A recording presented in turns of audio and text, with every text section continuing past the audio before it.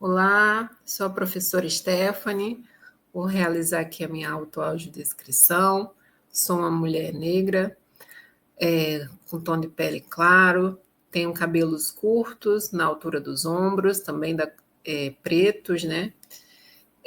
Uso um batom vermelho, tenho olhos pretos, nariz e boca mediana, estou usando um brinco um pouco cristalizado, visto uma blusa colorida e atrás de mim é uma parede branca com um fundo um pouco desfocado.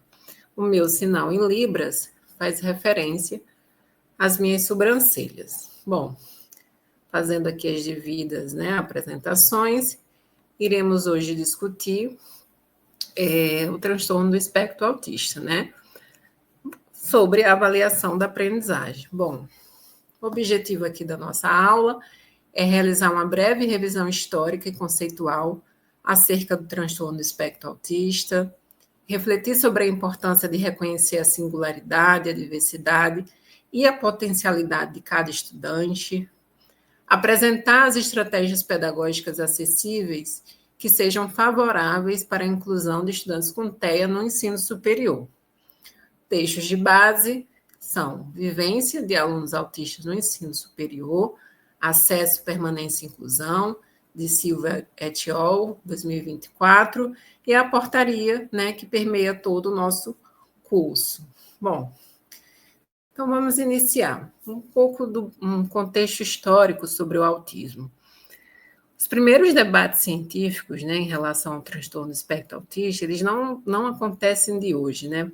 Por muitos anos, né, pesquisadores como Puller, em 1906, e Eugen Bleu, em 1911, já tinha ali as primeiras descrições sobre o autismo. Naquela época, os estudos associavam muito o autismo a casos de esquizofrenia, né? Comportamentos que para eles se relacionavam sobretudo ao fato dessas pessoas não terem um contato social, a uma fuga da realidade. Com o tempo, né, mais especificamente em 1943, Leo Kanner, né, um pesquisador extremamente importante para a área do TEA, do autismo, ele realizou um estudo em que evidenciou que as crianças, né, tinham dificuldade para manter isolamento, para manter contato social, tinham um isolamento excessivo, estereotipias, ecolalia, a incidência de casos era mais em meninos do que em meninas, né? Também pontuou que essas inabilidades, né, relacionadas ao comportamento estava intrinsecamente ligado à questão inata, né, do próprio indivíduo. Só que os estudos ali de Kahn, eles só passaram a ser amplamente divulgados quando ele cunhou um termo, né, muito conhecido, né, para quem estuda, né, o campo do autismo, mãe de geladeira. Né? E o que seria isso? Ele pontuou que as mães que fossem ali relativamente frias, né, com seus filhos, poderiam estar provocando autismo nas crianças, né? Só que, com o tempo, vocês vão perceber que não é bem assim, né? A gente não tem ainda uma causa para o transtorno do espectro autista. Mas ali eram as primeiras descrições, né, dos pesquisadores. Depois, um ano depois, a gente teve um artigo publicado por Hans Asper, ou Asperger, né, que se denominou a psicopatia autista na infância. Ele descreveu em sua pesquisa 4 casos de meninos que apresentavam uma fala pedante, dificuldade para manter o contato social, movimentos corporais desordenados, uma inteligência para além, né, do que é esperado na fase de desenvolvimento infantil. Ele até em uns artigos que eu li sobre o Asper, chamava de pequenos professores, né? Só que nessa época, né, em 1944, a gente vivia ali também um período de guerra, e os estudos de Asper só foi amplamente divulgado em 1981, né, com a médica inglesa Lorna Wing, né, quando ela publicou o artigo sobre a síndrome de Asper, que foi popularmente conhecida, só que nos últimos tempos né, diversos estudos e ativistas também, né, do campo, foram investigando, né, não só as pesquisas de Hans Hasper, mas também que havia muitas críticas em relação ao seu envolvimento, né, político ali com o nazismo. Então, há algumas controvérsias em relação ao Hans Hasper, mas também benefícios em relação a suas contribuições nas descrições sobre o autismo. Tivemos também Michael Rutter, em 1978. Ali, de fato, tem um marco, né, para a classificação do TEA, porque até então se associava o autismo a muitos casos de esquizofrenia, né, de fuga da realidade, ou relacionava ali com o comportamento das mães, enfim. Só que Ruth, ele já traz uma nova perspectiva. Ele, em suas investigações, ele passou a estabelecer 4 critérios que definiria ali, né, uma pessoa com autismo. Colocou atraso e desvios sociais como tem aí entre, né, aspas, retardo mental, problemas de comunicação, né, comportamentos incomuns, como movimentos estereotipados e maneirismo, e acontecia antes dos 30 meses de idade.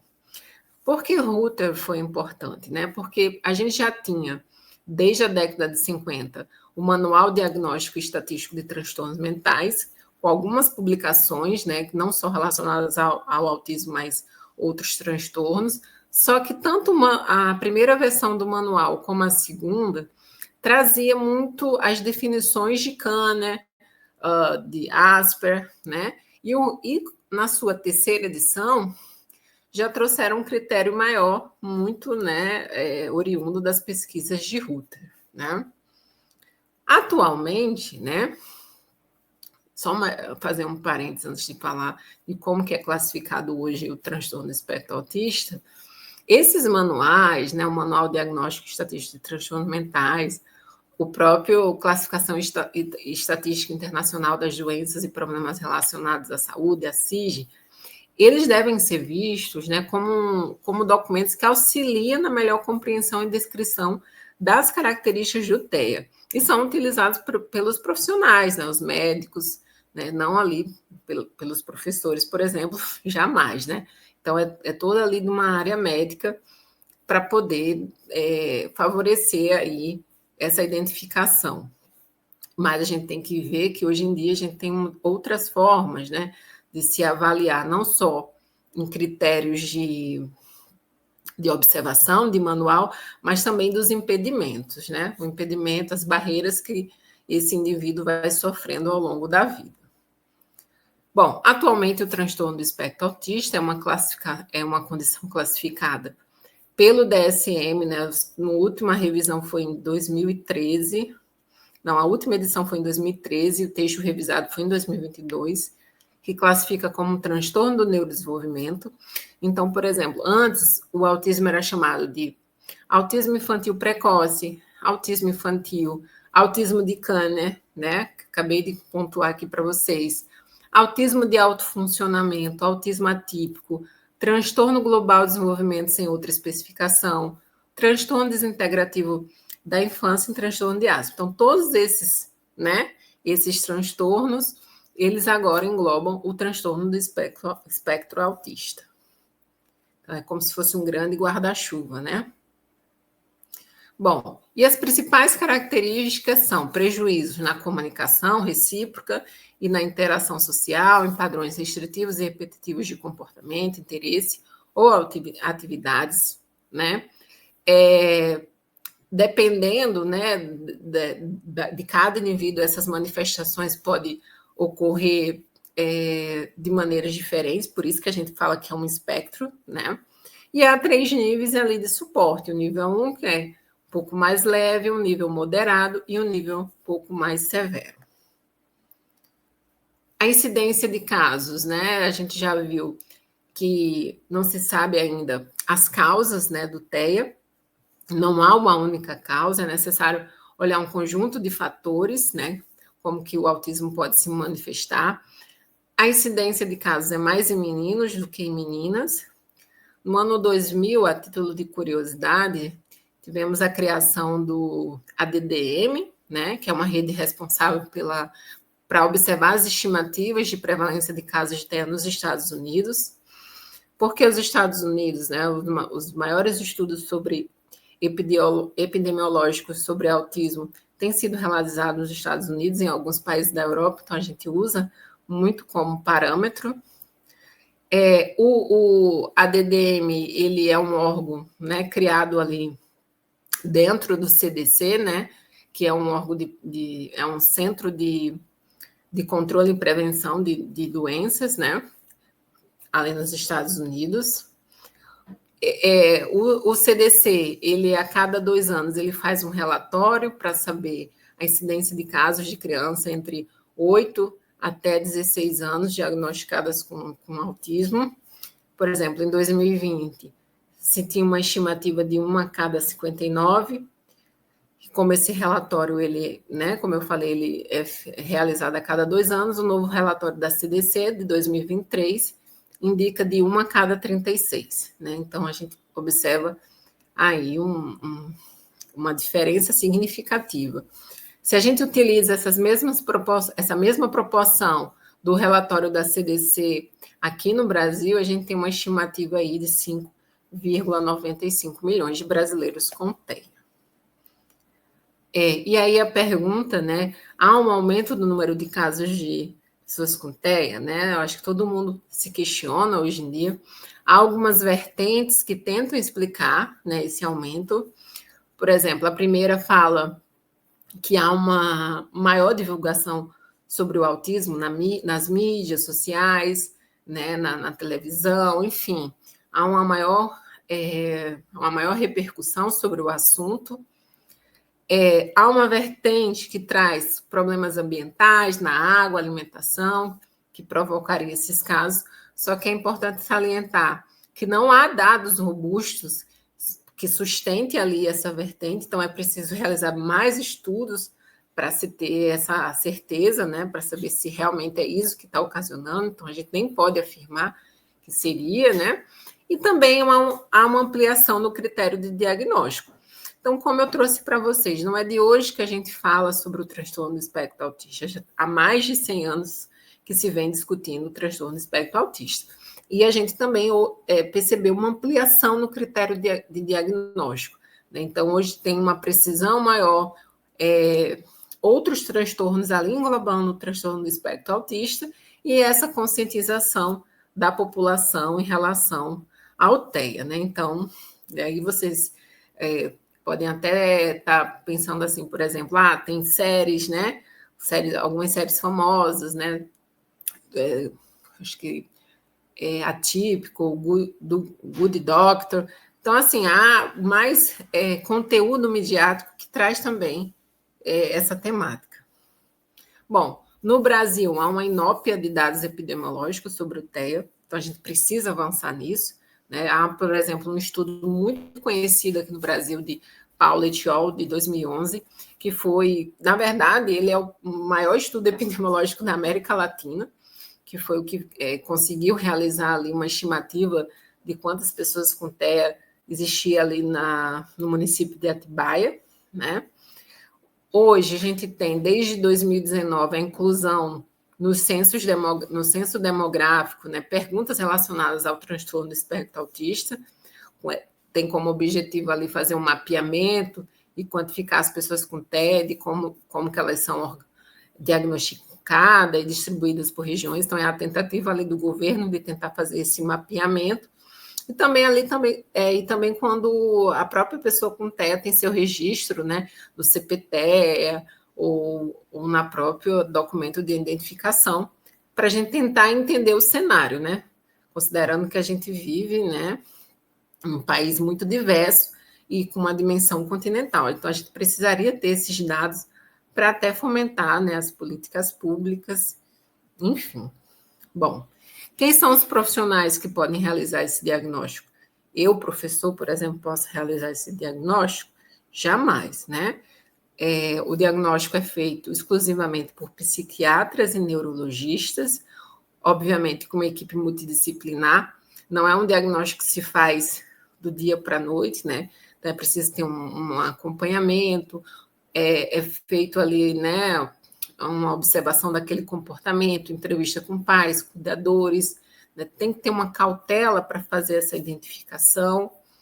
É preciso pensar na formação de profissionais sobre essa temática, né, principalmente na área da saúde e na educação. Eu coloquei educação porque já há alguns estudos, principalmente ali realizados em creches, que mostram a importância do professor identificar os sinais de riscos, né? Não é que o professor vai diagnosticar, mas ele vai conseguir, de alguma maneira, entender quais são os sinais de riscos e aí pontuar para uma coordenação pedagógica, para que possa chamar a família, os profissionais, para que desde cedo a criança, né, possa, enfim, ter uma intervenção precoce. Bom, essa equipe tem que ter pelo menos um neuropediatra, um psiquiatra e um psicólogo com formação, né? Bom, alguns sinais de identificação de sinais precoces, porque eu coloquei aqui, por mais que não seja um objeto da nossa discussão aqui nessa aula, é importante que vocês tenham algum conhecimento sobre isso, né? Por exemplo, nos primeiros 3 anos de vida é possível já observar alguns sinais. Dificuldade para olhar nos olhos, dificuldade para mudar de atividades, alguns comportamentos, né, de arranhar, morder, né, estereotipias e comportamentos não funcionais, manuseios de partes do objeto. Às vezes você chama a criança, ela não responde, ela tem uma dificuldade de estabelecer a atenção compartilhada, né? Então, entre outros. Então, desde né, dessa fase do desenvolvimento já é possível observar os sinais de risco. Mas, para além do diagnóstico, para além de se entender, né, o que é o transtorno do espectro autista, como que se caracteriza, como eu trouxe aqui para vocês, é preciso perceber que o diagnóstico ele não define a pessoa com TEA, né? A gente precisa observar a singularidade dessa pessoa, o contexto em que ela está inserida, a diversidade e as potencialidades, né? Isso não só para pessoas com autismo, né? Que é autismo porque eu estou falando dessa temática, mas para todas as pessoas com deficiência, né? A gente não pode olhar para o laudo, mas para a pessoa. Bom, alguns mitos sobre o TEA, por exemplo, pessoas com autismo vivem em seu mundo, são incapazes de sentir e expressar afeto, sempre preferem estar sozinhos e não gostam de ter amigos. Não são verbais, nunca falarão e não conseguiriam falar mesmo se quisessem, né? Isso não é bem assim. Por isso que eu falei um pouco lá atrás que cada pessoa, o transtorno se manifesta de um jeito. Não são carinhosos, não gostam de manter contato físico.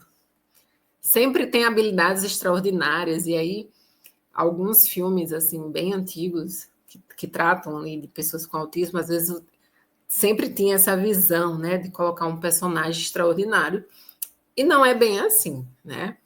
Todos têm déficit intelectual, também não. Há pessoas com autismo que não vai ter um déficit intelectual.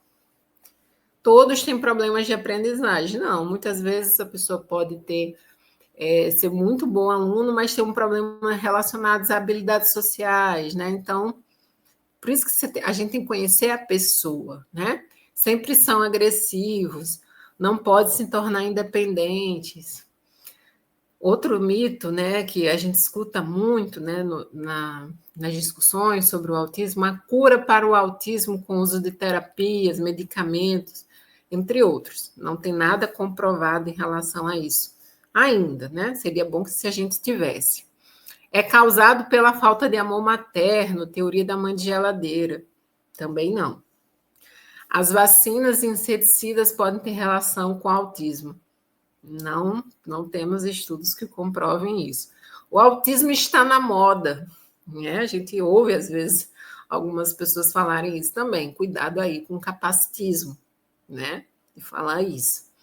Uso de florais, de vitaminas que desenvolvem a fala, restrição de glúten e caseína no tratamento. Tem que esperar o tempo dela, o tempo da pessoa se desenvolver. Tudo isso, né, a gente tem visto, né, ali como um mito. Bom, e o que a gente tem de aparato legal, né, de aparatos legais?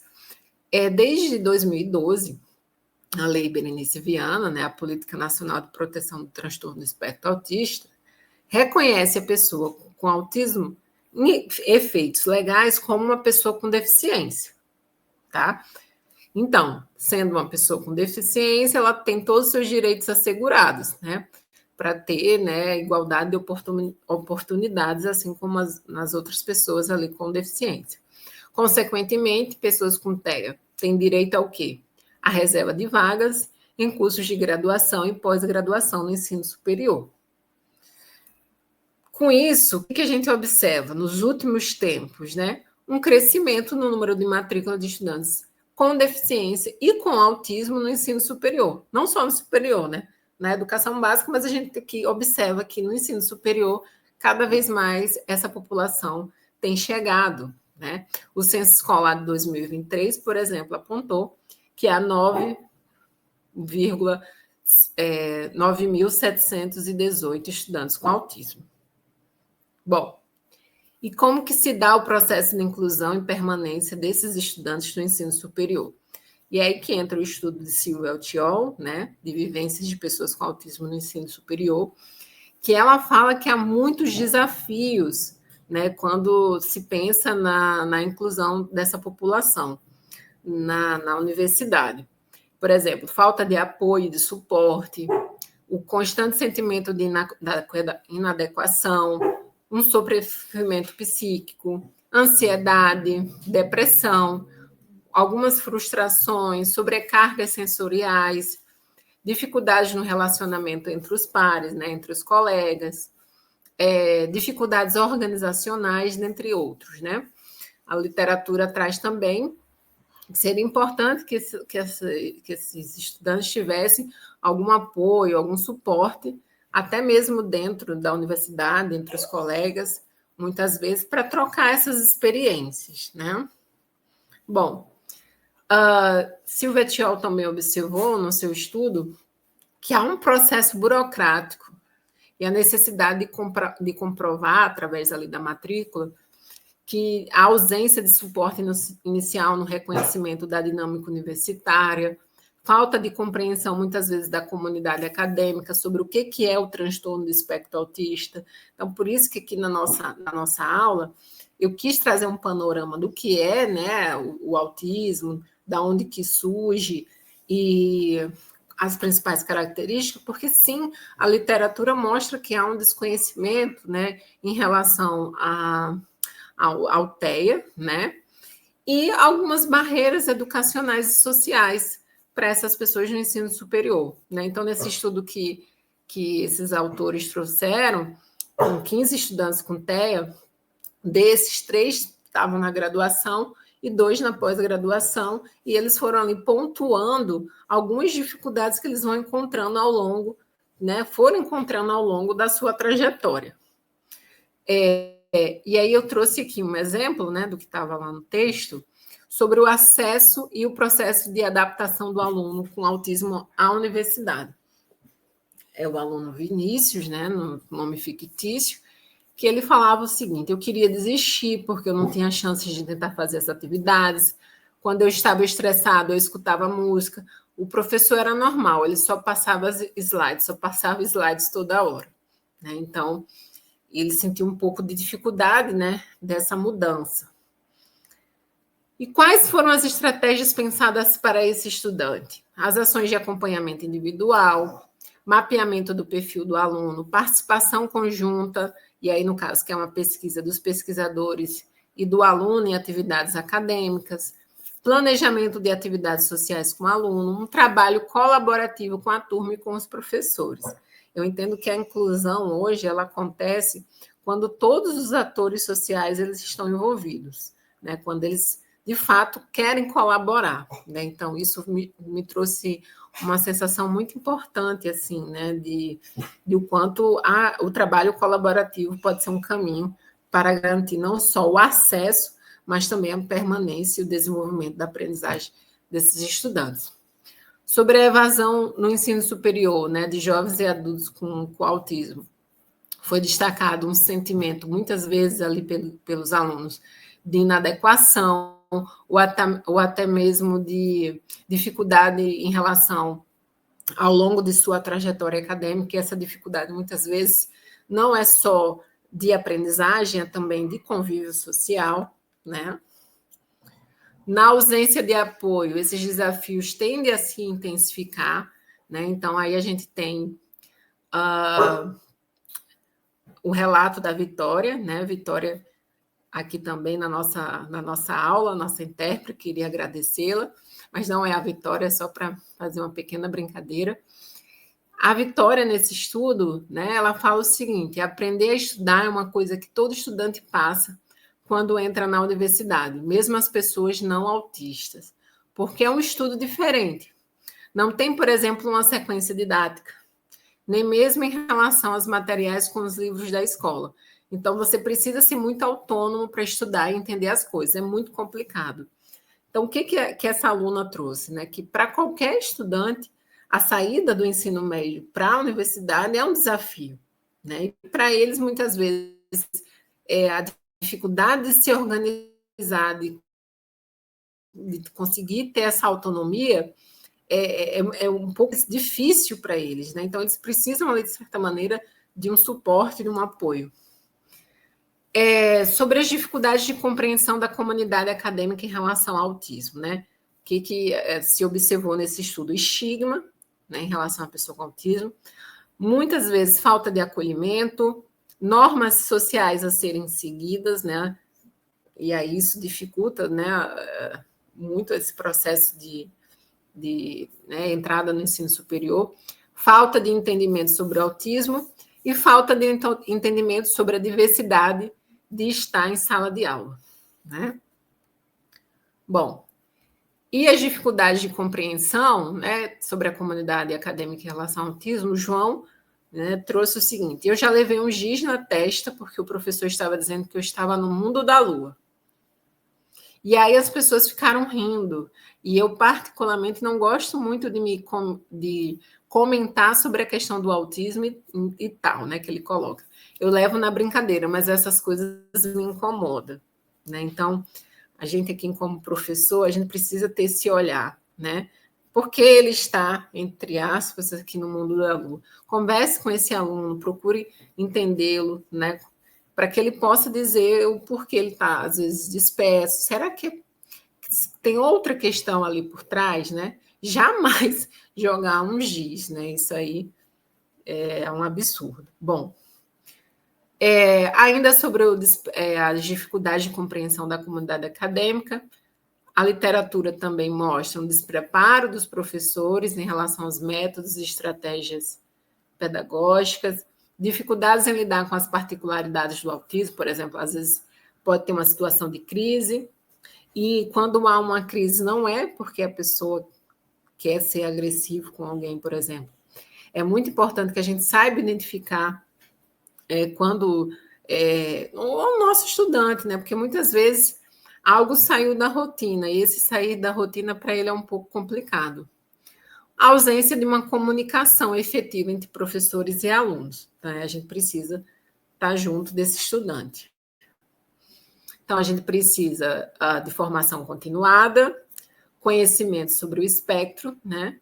E respeitar as singularidades acima de tudo, né?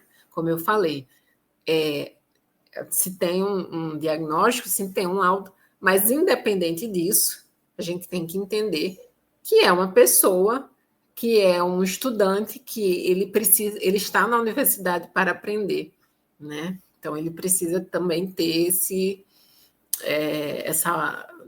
respeito em relação à pessoa, né? Não só colocando ele no lugar de pessoa com deficiência. Bom, o que a gente percebe também, um diagnóstico, pessoas com diagnóstico tardio, né? Entrando ali na universidade. Muitos universitários, por exemplo, com autismo, só receberam um diagnóstico após abandonarem os estudos, né? Às vezes entra na universidade e não sabe, né, que tem TEA e passa por algumas questões. As instituições de ensino superior precisam, né, melhorar a efetividade de apoio aos estudantes com TEA em diferentes espaços na universidade. Elas também encontram dificuldades para estabelecer interações sociais, né, que são uma das características presentes ali nos critérios, né, da APA, do Manual Diagnóstico de Transtornos Mentais.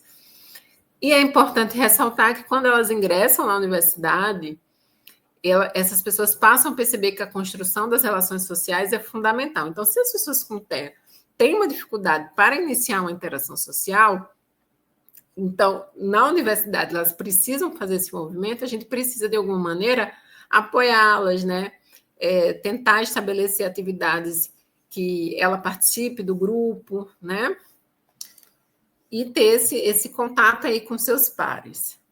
Bom, trazendo um pouco da portaria, né, número 6173/2024, que trata, né, da avaliação da aprendizagem aqui na nossa universidade, eu trouxe algumas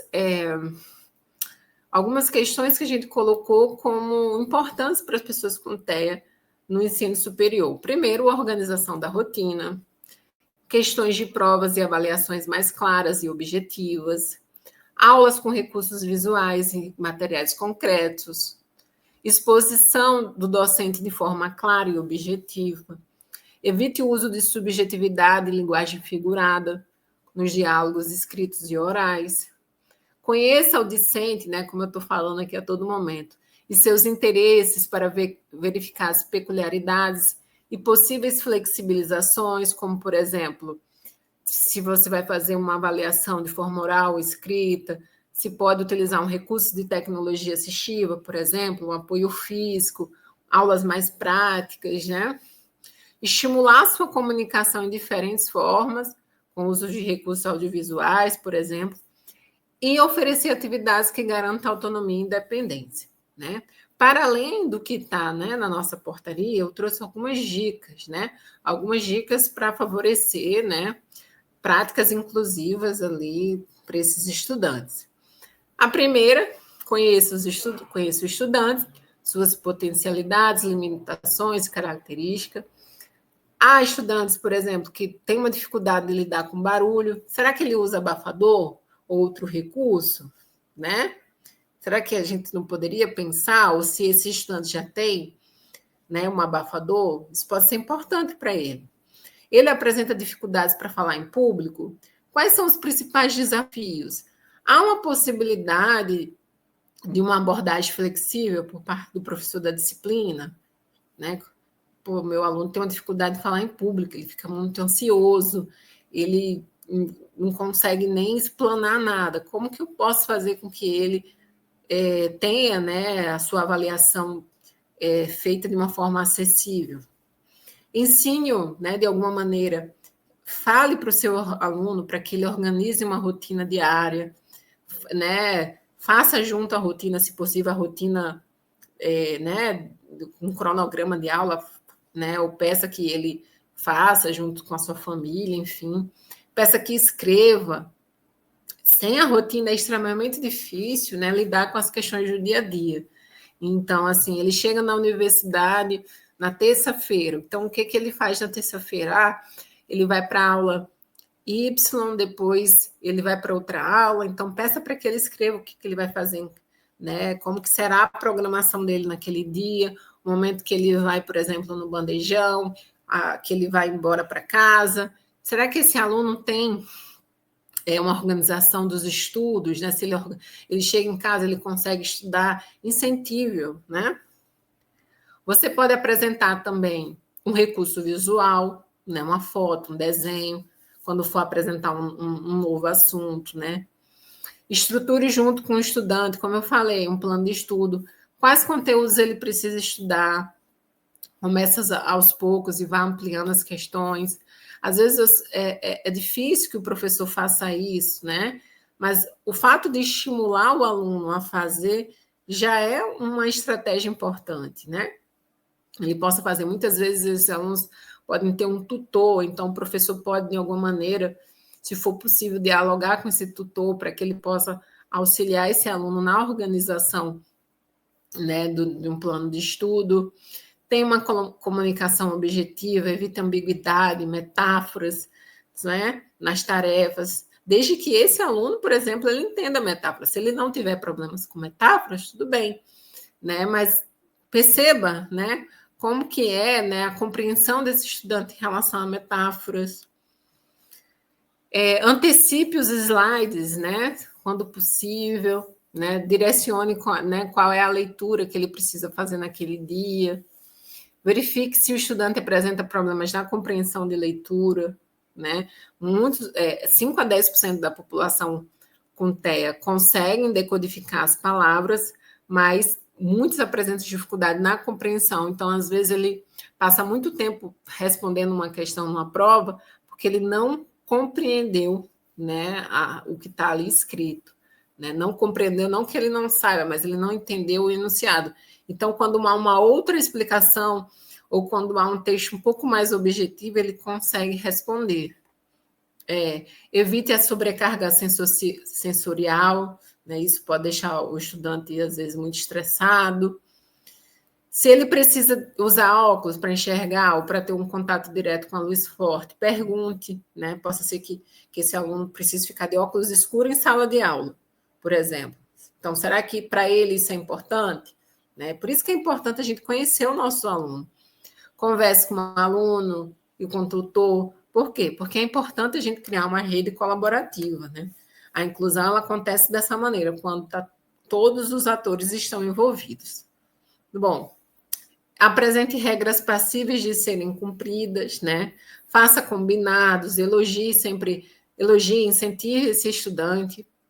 Alguns podem ter interesse restrito, então aproveite esse interesse para iniciar uma interação. Por exemplo, possa ter um aluno que tem um interesse por game, né? Gamificação, alguma coisa assim do tipo. Então, comece a conversar com ele a partir desse interesse e daí vai criando um vínculo com esse estudante, mostre que você está ali para auxiliá-lo, para ajudar. O ambiente onde ocorrem essas orientações, muitas vezes são em sala de aula, mas se tiver um outro ambiente, né, que tiver menos distrações, para que ele possa, né, receber algumas orientações ou alguma ajuda, é importante que vocês possam, né, ter esse momento, né, se for possível. Forneça apoio quando o estudante tem dificuldade em realizar um trabalho em grupo. Às vezes a gente escuta muito isso dos alunos, né, que não conseguem realizar trabalho em grupo. Então, será que não seria possível fazer esse trabalho de forma individual, né? Às vezes é uma dificuldade que ele vai ter. Ou se ele vai fazer em grupo, mas ele tem uma dificuldade de falar em público, mas ele fez, de certa maneira, o trabalho. O importante não é que a gente não vá deixar que ele faça trabalho em grupo, mas que a gente mostre que a gente está ali flexível, que há outras formas de avaliar também, sabe? Bom, é isso. Eu fico aqui para a aula de hoje. Espero que vocês tenham aprendido um pouco sobre o transtorno do espectro autista e algumas estratégias que a gente pode utilizar com os nossos estudantes no ensino superior. Até mais.